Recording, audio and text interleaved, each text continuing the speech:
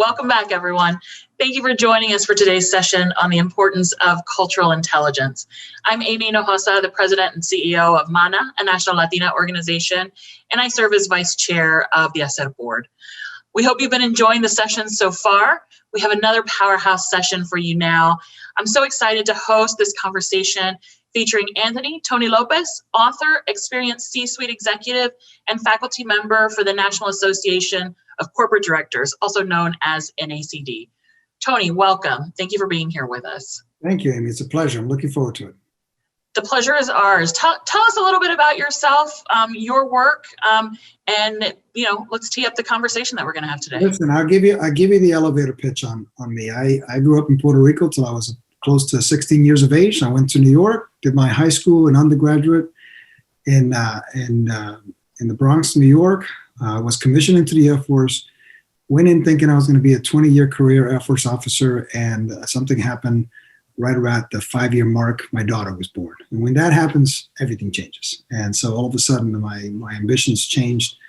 I was recruited to Johnson & Johnson. I spent 18 years in Johnson & Johnson, which were fantastic. Loved the company. In healthcare, medical devices, and Ethicon and DePuy Orthopedics. Had the pleasure of having a chance to move from there to running a large organization called CareFusion Respiratory Systems. That was about a $750 million global business. And that was fantastic for a few years out in California. And then became the president of Ansel Healthcare, which I did for 7 years until about almost 3 years ago now. At that point, I was traveling 250,000 miles a year. I was all over the world. I was having a blast, enjoying the company tremendously. I had the best professional experience I could ever hope for, working with some of the best people in the world. But I really wanted to come home. So I decided to come home. I live in Florida, where I live now. And I've been dedicating the rest of my time now on consulting, executive coaching, like you said, some work with the NACD, board service, and trying to just get through this COVID period like we all are. But it's been a joy. I've been very fortunate in my journey thus far. Well, we're very excited to get this started. So for those of you watching, we're going to have a recorded segment that Tony made for us on cultural intelligence, and then we're going to come back after that and have a live Q&A. So I see that you've already got fans in the audience. Johnson & Johnson is in the house with you. Right. And so we're excited. Let's watch that video, and then we'll come back and have a discussion on the other side. Enjoy. What a pleasure it is for me to have the chance to speak to this audience about a topic that I am absolutely passionate about, leadership. And of course, my topic today is really about the leader's journey on cultural intelligence. This is perhaps new to some of you, perhaps not so new. And I'm hoping that in the next 25 minutes or so, I can take you through an understanding of what is this concept of cultural intelligence and why is it so important in the role and how we lead organizations going forward. So let me jump right in. So these are the topics that I'd like to cover with you today. We want to talk a little bit about culture and why it matters. I want to define what cultural intelligence is. And I really want to enable us to have a discussion about how do I develop this cultural intelligence as a leader. So let's dive right in. We all know that there are at least 2 and now 3 dynamics and dimensions of intelligence, right? IQ, we all know what that is. And fortunately, for most of us, we have an average or better than average level of IQ, and that's usually about enough. We get along just fine. If you weren't born to be Einstein, then you're probably not going to be Einstein. But we have enough of an IQ to be intelligent and be able to operate very effectively as leaders. And then we were introduced to this idea of emotional intelligence by Daniel Goleman, maybe 20 years ago, even though emotional intelligence has been talked about in psychology circles and academic circles for more than 100 years. And we understand what that is, right? The ability to understand our emotions, understand the emotions of others, and relate across those very effectively. There's a third dimension of intelligence that psychologists have also been talking about for more than 50 years, but only now are we being introduced to it in the corporate environment. And that's cultural intelligence. That's our ability to relate and communicate effectively with people from other cultures. To me, that is equally as important, if not more important, than EQ, but certainly the combination of having IQ, EQ, and CQ is what's going to make us most effective as leaders going forward. So let's talk about why that's important. Why does culture matter? Well, we know that 90% of leading executives from across the globe identify cross-cultural leadership as a top management challenge. The most pressing issues executives identify of why cultural intelligence is needed is because we work in diverse markets. We have a multicultural workforce. We need to attract and retain top talent, and they want to make sure that they're working in organizations that are led by culturally intelligent leaders. And at the end of the day, culturally intelligent leaders drive better results. And therefore, it is, after all, about profit and cost savings and being effective as a leader in your organization to drive the results that you want to drive. Here's what we know about organizational culture. It is the shared beliefs and values and assumptions held by team members. It is embedded in an organizational practices. We see it in the way work gets done daily. It's evident in the behaviors of people in the organization, but most importantly, it is amplified by the leader's behaviors. So if, in fact, leaders drive culture, and they do, if, in fact, the culture is a shadow of the leader, why and how do we know that? Because the leader sets the tone. They establish the behavioral standards. They model the values. They build teams consistent with those values. They communicate around these values relentlessly. And they're better able to embrace and leverage diversity. So culture matters. Leaders drive culture. And so let's understand then, what does it mean to be a culturally intelligent leader? Let's start with a definition of it. CQ is a term that is used in business and government and across industry, and it can be understood as the capability to relate and work effectively across cultures. It goes beyond cultural sensitivity and awareness. And we need to understand that that's not enough anymore. Just being aware and culturally sensitive, which for the past 20, 25, 30 years in corporate America, we've been talking about diversity, inclusion, and awareness, and now even belonging, in other words, equity, and so forth. We need to go beyond that. Awareness is simply not enough. A CQ leader is aware and knows how to effectively work and relate with people and projects across these different cultural contexts. And so it's important. And it's important because we live in a complex multicultural world. We have a shifting landscape of business opportunities globally. Market, customers, and workforces are diverse. Culture is critical to organizational success, and culture is driven by high CQ leaders. What else do we know about high CQ leaders? We know that they're better negotiators and collaborators. We know they're able to build trust more effectively. We know they can be better listeners, more creative and innovative, more empathetic, and often display higher levels of EQ. They're talent magnets. And Roy, is that important in today's environment? That we are able to attract talent, not just recruit talent to our organizations. They're more in tune with the market trends that affect results, and they can gain respect quickly across this diverse multicultural backgrounds that we now are constantly engaging with in the companies that we work in.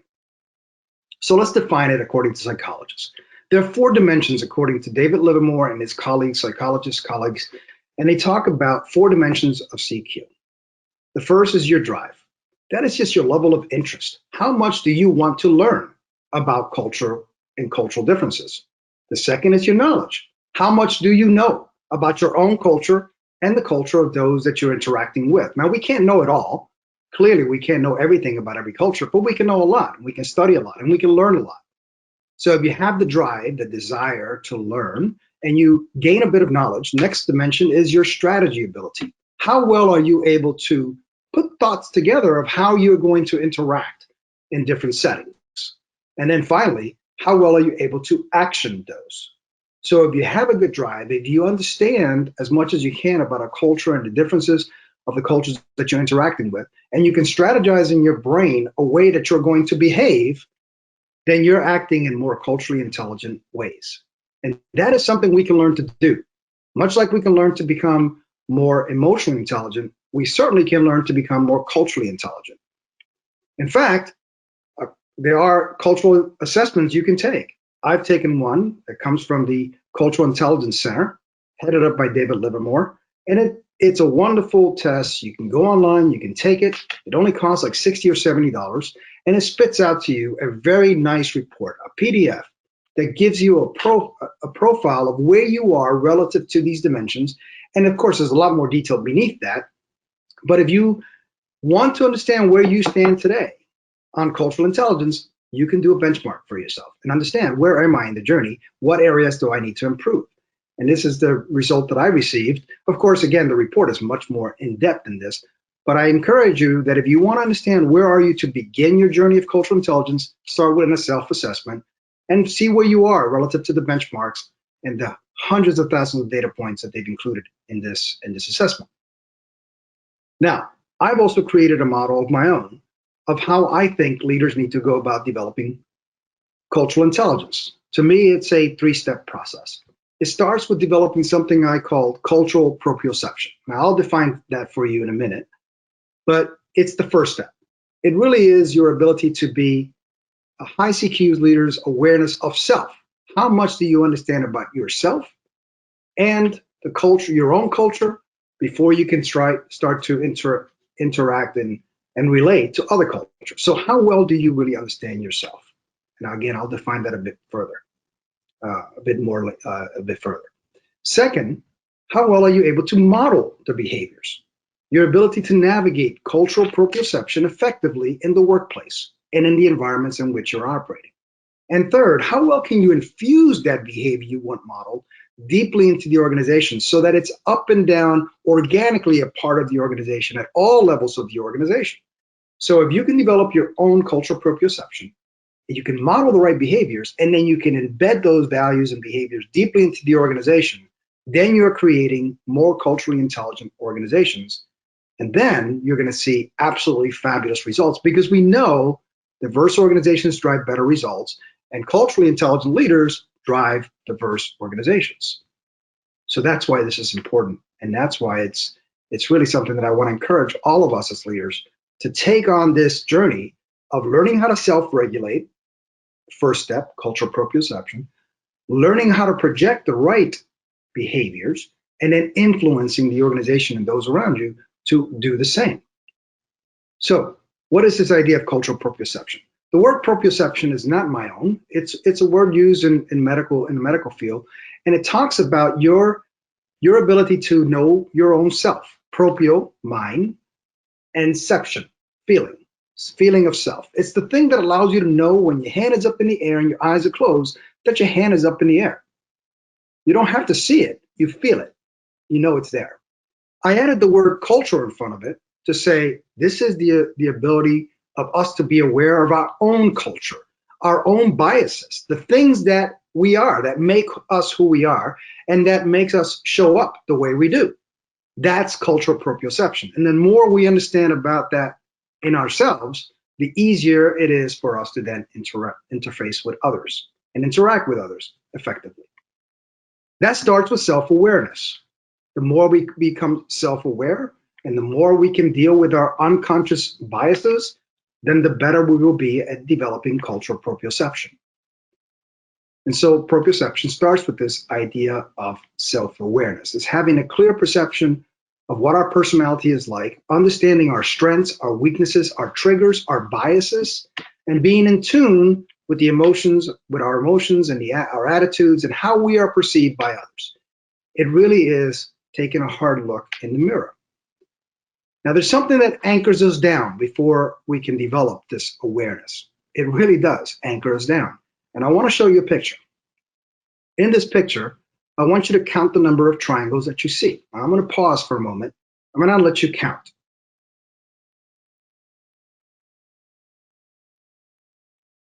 Now, as I've done this particular exercise with many audiences across the globe, I've gotten answers like 11, 8, 7, 6, almost every number between 1 and 11, frankly, I've seen. But most often I hear 7, 8, and 11. How many did you see? Now, let me ask you the next question. How much are you willing to bet that you have the right answer?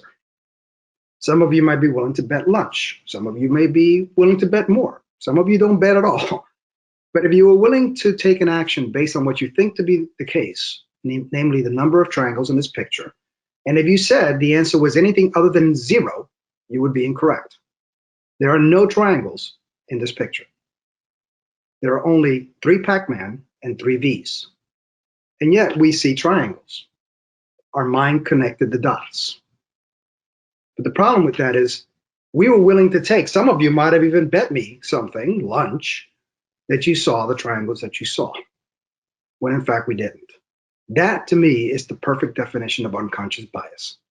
It causes us to take action based on information we think to be true, which is not true. Unconscious bias are social stereotypes about groups of people.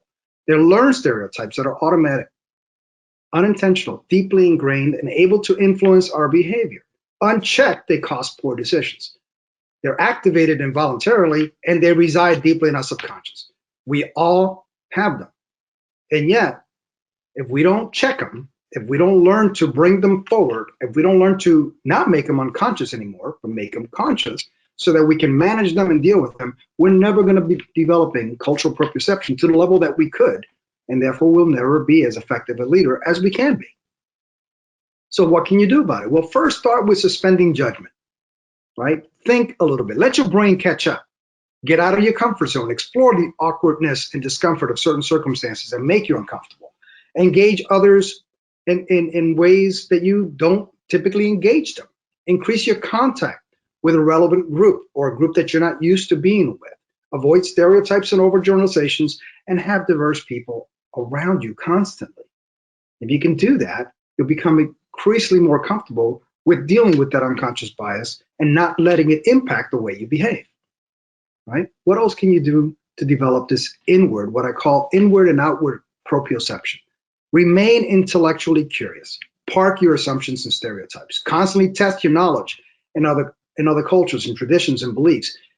Deal with your pre-programmed norms. Get out of your own comfort zone and slow down.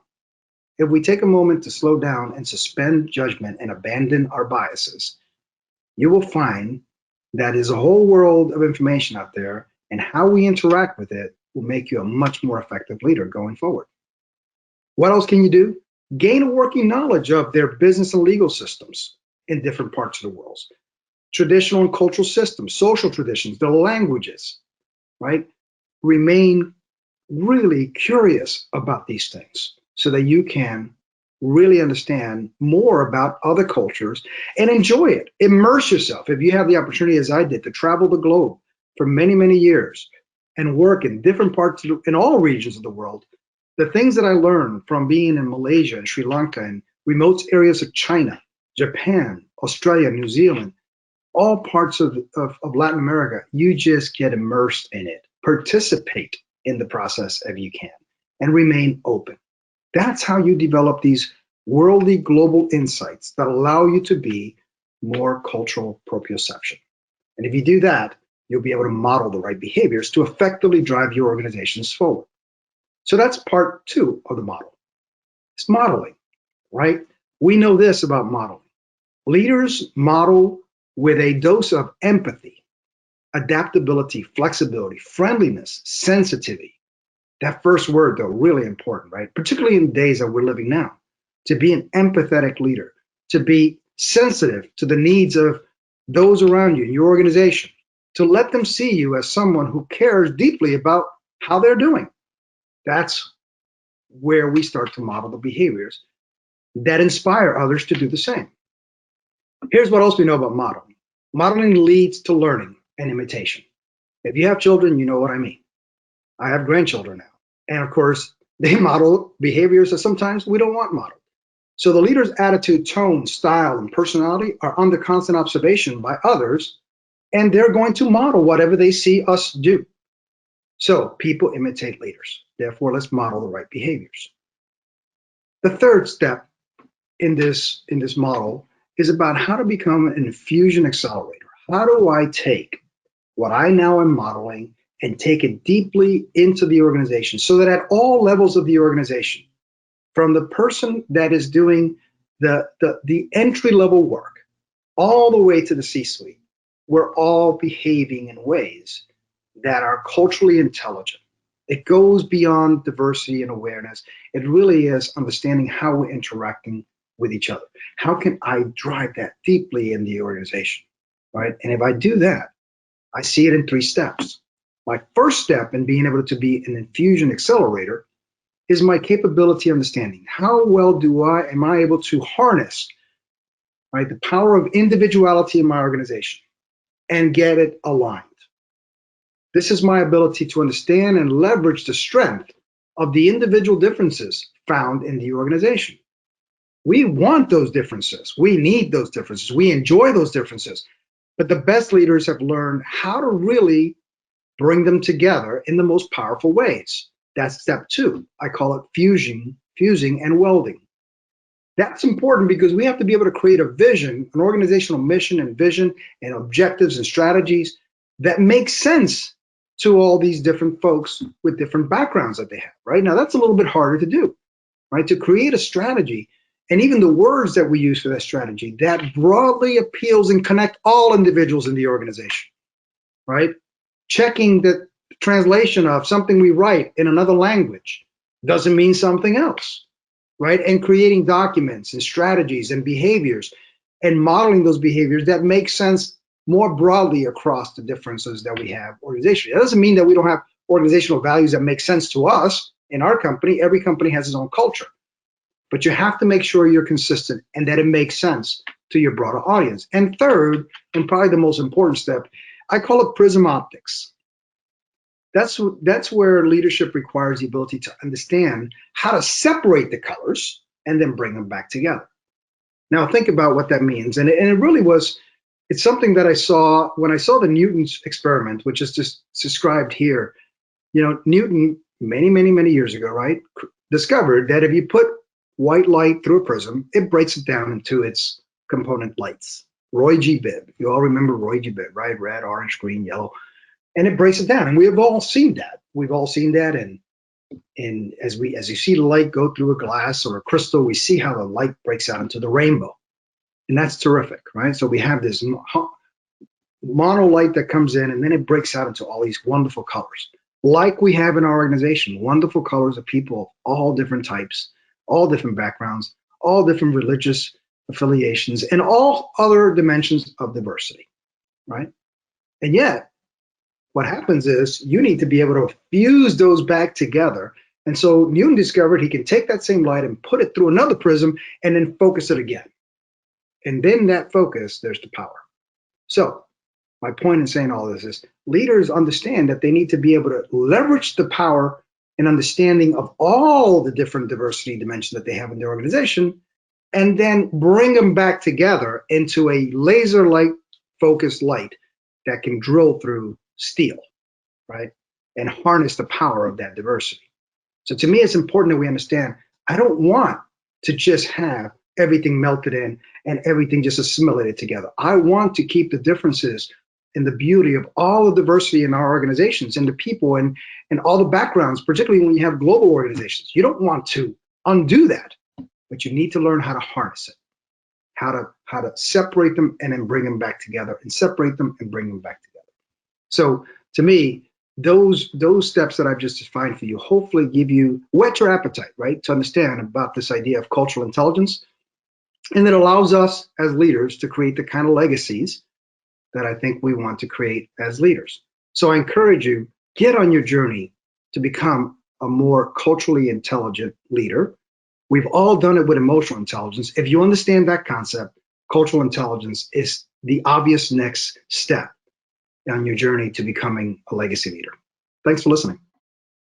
Tony, what a great presentation. And it's so timely and so topical, not just in a work setting, but also in all of our personal lives, right? And trying to understand and, absorb the culture around us. And then what does that mean for our everyday lives, right?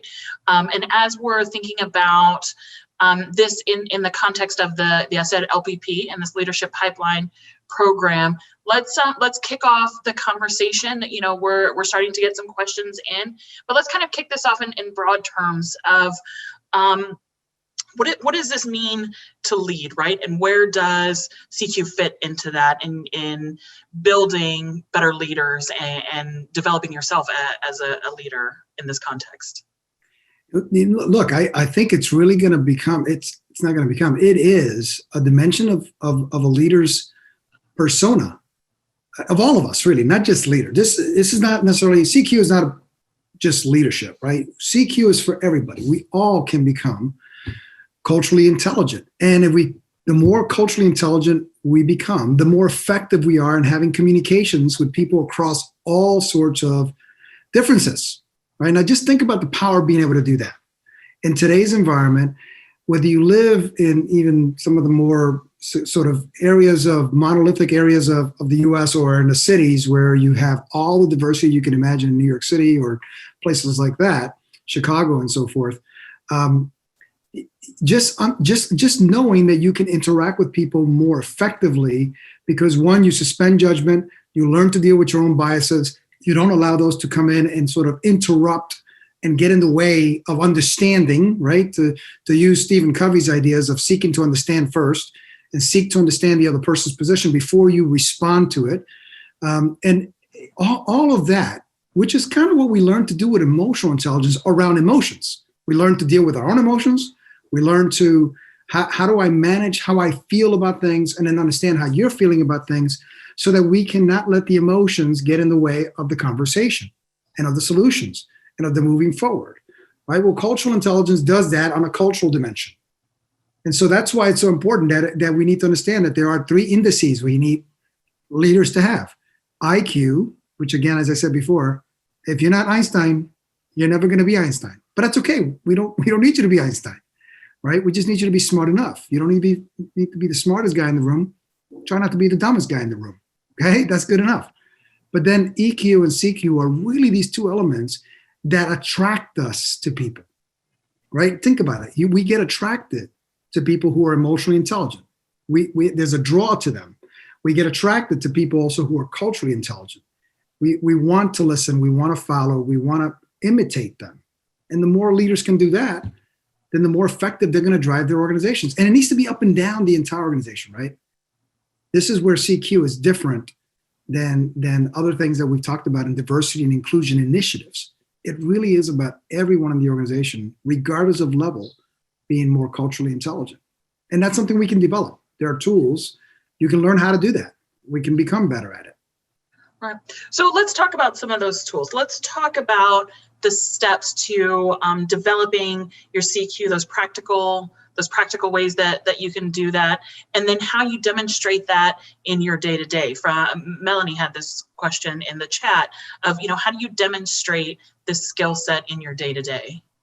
Well, look, I'll give you a very maybe simple but concrete, I think, example. I was working with one vice president of a fairly large company in Chicago, and this person was already at a senior level in the organization, a VP of a large team of people, but he had been pretty much raised and lived all of his life in Chicago, and he had not done an awful lot of travel outside of the Midwest, despite again that he was a well-educated, person with a master's degree and had been very successful in his career and so forth. But he had pretty much sheltered in terms of his view of the world being from a Midwest, Chicago-based type of position.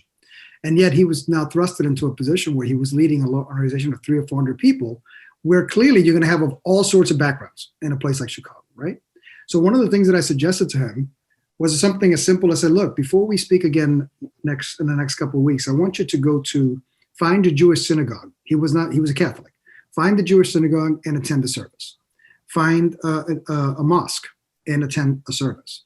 Go to a Baptist church and attend the service. I'm not asking you to participate or to be involved. Just go and listen. Allow yourself to experience how they do their service, right? Because he was, as a devout Catholic, he had one perspective, and he did that. And he immediately recognized that some of the things that he had, some of the perceptions, some of the misperceptions, maybe even some of the unconscious bias that he had about whether you were Baptist or whether you were, Islam, or whether you were Muslim or Jewish, he immediately recognized very quickly that he had these preconceived notions that were not even correct, right? And you can very quickly then start to make adjustments. So just by exposing yourself, just by being in an area, and that happened to me when I began to travel to parts of Asia, where when I first started doing that 15, 20 years ago, it was a bit uncomfortable for me. It was not something, traveling in some of these areas, it wasn't the most comfortable experience for me. But luckily for me, I'm a pretty intellectually curious individual, and I love to experience new things. And I allowed myself to start asking questions and be curious about it and say, why do you do this? And what about that? And I learned that a lot of the things that I thought were true were not, just like we saw with the triangles, right? Where we think we see 8, 9, 10, 11 triangles, and they're not there, right? And when you start to recognize those things, you start to make decisions from a different perspective. You start to listen with a different ear, and you're more sensitive in what you say and what you don't say. Right. So again, it's a little bit about that immersion idea.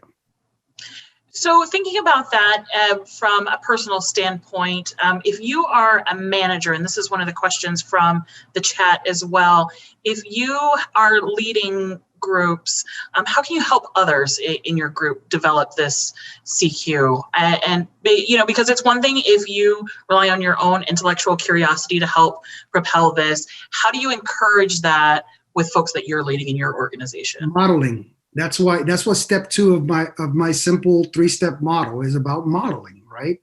It's people model the behavior of leaders, right? Our children model our behavior. Sometimes we don't even like what they model because we do things that we wish they wouldn't imitate us on. So this goes back to walking it, not just talking it, but walking it, right? And being very, very open with the fact that, hey, I'm in my journey too. I'm learning some things too. Engaging, not being afraid to engage, right? I mean, look, some of the things that are happening these days, whether it's the Me Too movement or the Black Lives Matter movement, which can be very polarizing types of things and a little scary to some people, right? Some people, their first inclination is, I'm not going to engage with that because I'm afraid to engage. I'm concerned that if I engage and I engage the wrong way, it's going to create other problems for me. And so they choose to sort of step back. We don't need leaders that step back. We need leaders that lean in to those conversations. We need leaders that are willing to, even make a mistake as they step in. But if they do it in a way that says, look, I'm on my journey. I'm willing and wanting to learn from the experience as well. I'm not perfect, right? But you can't just hide yourself from the conversation. And so we want people to engage. We want to create a space, and as leaders, we want to create a space where that engagement can occur, right, in a safe environment, in a safe way, and not protective, but in a proactive way, and in a productive way. And so I think we need leaders, and I expect all of those that I work with to do this, is to say, you have to be the first to engage. You don't have to be right. You have to be willing to listen. You have to be willing to accept different points of view. You got to be willing to move the agenda forward, but you got to be willing to engage. So how would you suggest approaching others in an organization that sort of feels like they're over the D&I conversation altogether? And how do you convince them that this is not repetitive?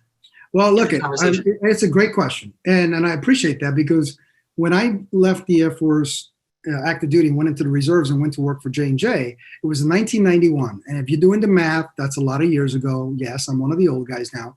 But in 1991, J&J was early in the D, and it wasn't even D&I. It was just D, diversity, right? Awareness and inclusion came later. Belonging and equity, that stuff, that came later.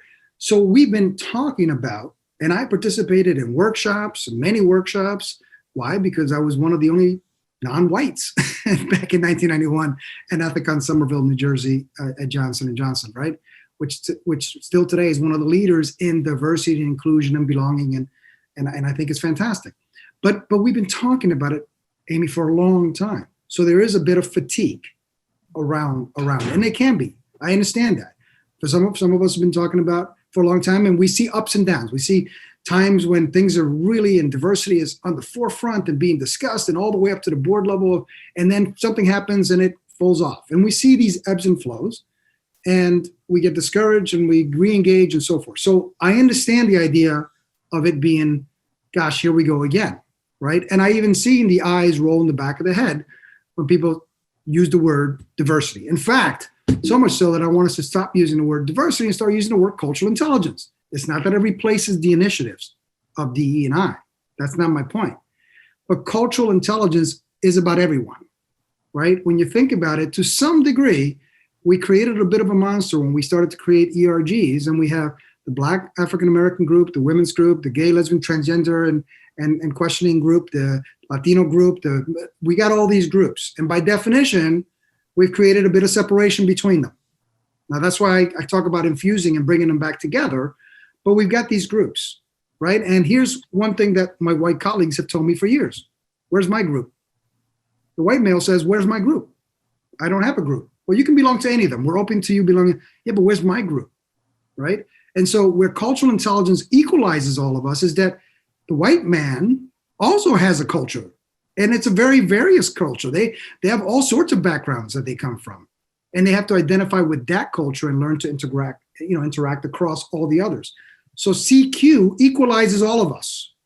We all have a culture we come from, and we all have cultures we have to interact with.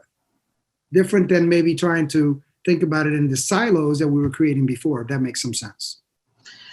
So how would you advise folks to think about disseminating this idea as a from a starting point, right? If it's not a conversation that your organization has had, and you are able to help disseminate that information throughout the organization, where would someone start? I think where you start is that, again, just look, 20 years ago, nobody knew what EQ was in corporate America. It wasn't until Daniel Goleman wrote the book, Emotional Intelligence, despite the fact that emotional intelligence is not a new idea, as I mentioned in the video, right? It's been around for over 100 years. Psychologists have been talking about it. It's been written about in academic circles for a long, long time. But it wasn't until it was introduced to the corporate psyche in a way that we could adopt it, and start to train people on it. Many of us have gone to EQ seminars and trainings, and it's become even one of the measures that we recruit for and measure people, particularly leaders, on when we do their evaluations. I think CQ needs to be exactly the same way. Some of us are starting to write about it, and I know there's been some questions in the chat about, hey, can we have access to the slides? And the answer is, I'm hesitating because I'm like, yes, the teacher in me says, absolutely, I want you to have the information. The other side of me says, yeah, but that's also, it's about to be my next published book. So I don't want to, release the information in the model before it's actually published. But we need to train people on what CQ is.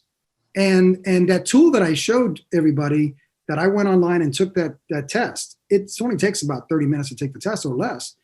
And the report that it spits out is so complete and so accurate that you can say, where are you in your personal journey of cultural intelligence?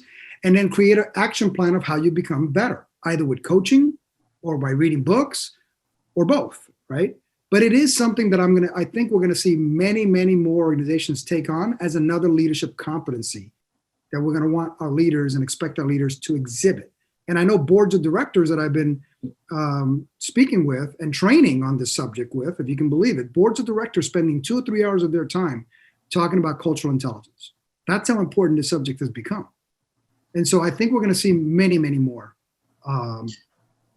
people talking about it and it becoming something. And when I publish this next book that I hope will be focused entirely on CQ, I hope it'll awaken us to say, we need to get on this journey. How do we do it? Absolutely. And I love that you're here with us today, because it really puts everyone who's watching with us and who's participating in this session, it really puts you ahead of the curve in terms of what is the next conversation, what is the next iteration of the conversation, and what is the language that you should be using moving forward, right? And we're grateful to you for that. Amy, that's a very important point. I'm glad you said that. It's a really important point that all of us on this conversation is a couple hundred people. And, relative to corporate America, CQ is very, very virgin territory. The idea of CQ is virgin territory, as evidenced by the fact that many of the folks who were on this call maybe not even heard of the term before today, right? So you're absolutely correct that this is the next part, and you are ahead of the curve. If you're a diversity and inclusion professional and you're working, you can bring this to your organization very easily. If you're a leader or emerging as a leader, you can get on your journey early to do this. If you're an HR individual, figure out how you're going to start incorporating this into the KPIs you have for leaders. So it really is a very exciting time. And yes, relative to diversity and inclusion, I think this is a huge enabler to get DNA organically, all of us becoming more culturally intelligent down deep into the DNA of the organization. Right. One of the other questions that we have from the chat, if you're a lower level manager, what can you do so that your senior leaders start embracing this? I mean, you know, we've gotten into this, right, absolutely, the model behavior. Model. I mean, I love it when somebody says, wow, so I'm junior in the organization, so what can I do? Well, let me tell you, when I was running large organizations at the president level, at the executive level, just like everybody's watching us as leaders, we're watching everybody too.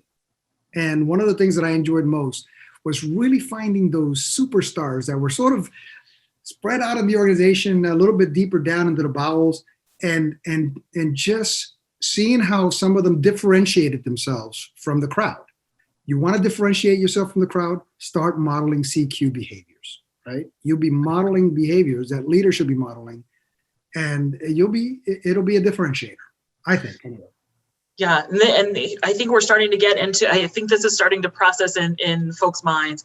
The next question we've got is, since we've been talking about cultural proficiency, and this has been a conversation for years, where would you bring cultural intelligence into the process to attain cultural proficiency, is the question. Oh boy, that's a good question. I don't know. To me, they're kind of really integrated, right? I mean, I think for me, when I took the test and I started to see where, I'll give you a little bit of insight of what my test showed. My test showed that my drive, my desire to learn was really high, because I'm just this curious engineer that always tinkering, right? The knowledge was pretty good because I've traveled around, I've been around, I've studied, these days, ignorance is no excuse. We got information available to us in all sorts of sources, right? All sorts of ways, virtual information and so forth. But I also have lived in different parts of the world. I've, grew up in Puerto Rico and the US and all over. So knowledge was pretty okay. Then my strategy was pretty good because I'm a pretty good strategic thinker. I can put a plan together, but my action was short. My action was a number, it wasn't bad, but it wasn't as high as I'd like it to be, which would tell me that, so you got the drive, you like this stuff, you get the knowledge, you put a strategy together, but you're not engaging as much as you should. Why not? Is it because you're afraid that if you take a position, it might be wrong and you're going to be criticized? What is it? And so it helped me to explore what was it caused me not to engage more fully and take action in things that I already knew, right? So I think I'm not sure I've answered the question, but to me, this is a real personal journey. Yeah, well, to that point, if folks have got more questions, we're going to be closing up in the next few minutes, and obviously we've gotten to as many of the questions as we can, but you're going to have two more opportunities, participants, to speak with Tony this afternoon. At 3 p.m., immediately following this session, he'll be in the networking break with you all. And then at 3:35, you'll be able to meet him in the speaker's booth. So I have a feeling, Tony, that you're going to have an audience there that's going to want to continue the conversations. This is the topic that there's no way we can limit it to a few minutes. I mean, this is something we can go on for a long, long time. So I absolutely look forward to speaking in the chats, but also reach out to me, right? These days we can reach out to people on LinkedIn, connect with me. Let's keep the dialogue going. Some people have asked, what the name of the books are. It's a Legacy Leader series of books. There are 6 of them out there. I'm happy to provide that information. Anybody wants to link up with me. And I know there's so many more questions we're not going to get to. Right. You and I had planned to talk about things in the event that we had to fill the space. It's true. And so I think if we're coming out of the session, if there are a couple of things that we can do, one, obviously, if, we could get the heads up when your book is coming out, I think that's something that everyone here is going to want. But also we've had several questions about the assessment tools that you've mentioned along the way. If we could get some links to those so that folks could start doing that on their own. That's an easy one. You go to the Cultural Intelligence Center online. David Livermore is the CEO of the organization, so you should be able to find them and there it is. Somebody I think just pasted it. And you take the assessment, $60 or something like that, And then I highly recommend you pick up one of David's books. He's written several on cultural intelligence. They're very simple books, very good. I think where I think David and his colleagues come at it is a bit more from the psychology of it, right? They do talk a little bit about the leadership of it, but I hope that in the writings that I'm doing and the speaking that I'm doing, that I really try to make it practical for leaders and people who are, evolving into leaders, of how you get this. Is it, we joked before, is it like COVID? Can I just have somebody cough on me and then I can get this? I wish it was, but it's not. You got to do a little work. You have to work. But it's not that tough. And this idea of cultural proprioception, right? Being really in tune with yourself, dealing with your unconscious bias, modeling the behavior, and then really, if you really understand step 3, and there's a lot more to the model, which I look forward to speaking on, how do you harness the power of diversity by, again, splitting them up, bringing them back together, splitting them back together to those prisms that I discussed. It's a very practical approach for leaders to do. Well, and I think that we are in a moment in our country, and I think all the conversations have been around how do we weave this into our organizations in a way that is organic. And I think that and you and I had this discussion before, kind of leading up to this. Organizations have already experienced this in real time this summer with the civil unrest and the Black Lives Matter movement, and whether or not organizations had an answer or were able to come out with a definitive statement or not, one way or the other, there had to be a level of CQ there to even have the conversations internally. Sure. Can you talk to us a little bit about the leadership that it takes to do that, and how CQ really plays out in a scenario like that? Look, I've had the chance to speak to a number of CEOs and their boards and leadership VP level of organizations, all of whom are struggling with that very question. How do we respond to what's happening socially now and the unrest and everything else that's going on, right? So reminiscent to maybe some years past, and here we are again, right, dealing with it. First, I will tell you that it takes courageous leadership. They've got to be willing to engage, right? And so the first thing is you must be willing to engage. You can't shy away from it. You can't sweep it under the carpet. You can't just ignore it and have it go away. Now, the problem is that when they do engage, and here's how the conversation went with some of them. So if I say one thing about this movement, what does it say about the others?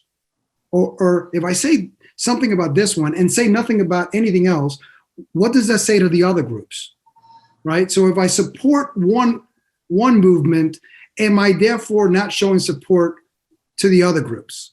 Now, that's a very valid question, right? Anybody who thinks about that says, yeah, it's a fair question, right? If I say this matters, but that doesn't, what does that say?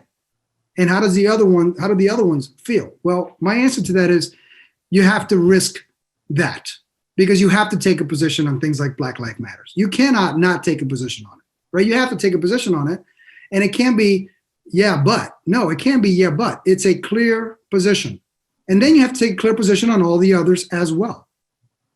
So you can't be wishy-washy with this stuff. You've got to be courageous and take your positions, and then you have to be willing to engage in a discussion and talk about how you're going to change things organically in your organization to accommodate that new world.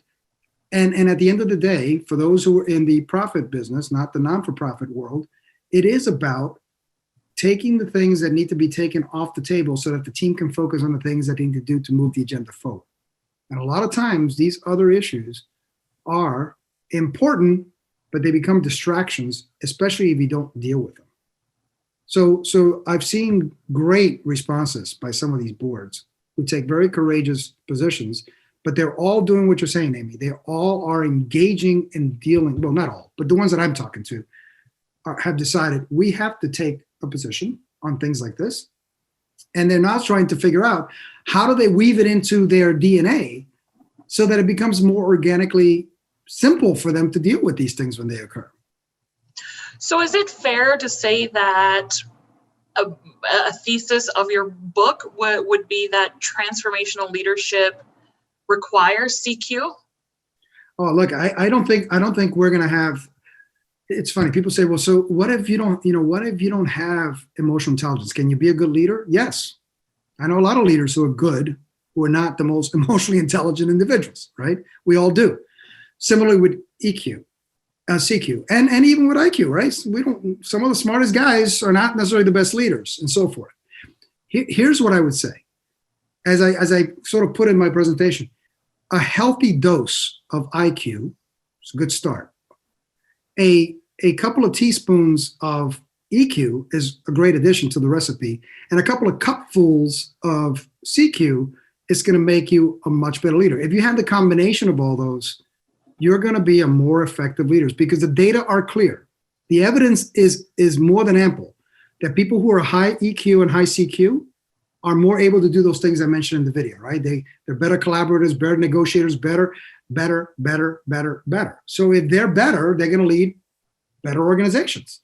Does that mean that you can't be a good leader if you don't have these things? No, you're just not going to be the best leader you could ever be as if you develop these other skills. So it's like anything else. It's another skill set that will make you even better and allow you to achieve a higher level of success. Tony, I think that is the perfect place for us to end. And like I said, if you want to join Tony in the networking session or in the speaker's booth a little bit later, he'll be there to continue the conversation. Thank you so much, Tony. Thank you to the audience for joining in this conversation. It really has been incredibly well received from the comments we've gotten. Events like this and the work that we do at USAID wouldn't be possible without the support of our sponsors. We're honored today to feature our sponsor, Prudential, so please enjoy the video. There's an old proverb that says, "Many hands make light work." One company has always had the belief that many hands also make good work. From our very beginning, when Prudential founder John Dryden pioneered life insurance that brought security and dignity to working families. Through depression and Dust Bowl, Prudential kept farmers afloat and families in their homes. We marched with the nation as it went to war, and war again. A nation paving, damming, digging, powering, and towering into the future. These are our hands. This is our work. After cities burst into flames, giving reasons to flee, these hands help put life back together, brick by brick, job by job. Promise made by promise kept. Standing tall through 87 and 9/11 and 2008, where waves of shock were met with a response solid as a rock. These are our hands. This is our work. Focusing not just on financial outcomes, but personal ones. Like planning for fuller lives in a time when people are living longer than ever. Keeping families intact when they would otherwise be in tatters. Helping protect assets to make fighting an illness a fair fight. Assuming risk for companies so they have more opportunity to grow, while keeping the pension, a secure retirement, and financial independence as part of the American dream. Finding investment opportunity that turns old downtowns into new boomtowns. Developing nations into developed economies, and the world's markets into an instrument that makes the world a better place for us all. These are our hands. This is our work. In markets where the face of wealth is changing as we speak, in color, in gender, and in generation, with advice delivered face-to-face and heart-to-heart. In communities invested with attention and optimism and energy, so that business is open, music plays, art blossoms, hope springs, and children know they are always loved. These are our hands. This is our work. And these are our people. No matter where they're from, what they look like, what they believe in, or who they love, these people, more than 49,000 worldwide, come together each day to answer the real-life challenges of millions of others from every background and every decade of life, knowing that the greatest return on their effort is strengthening the society we all share. These are our hands. This is our work, and we welcome whatever challenge is next. Thanks so much and enjoy the rest of the day.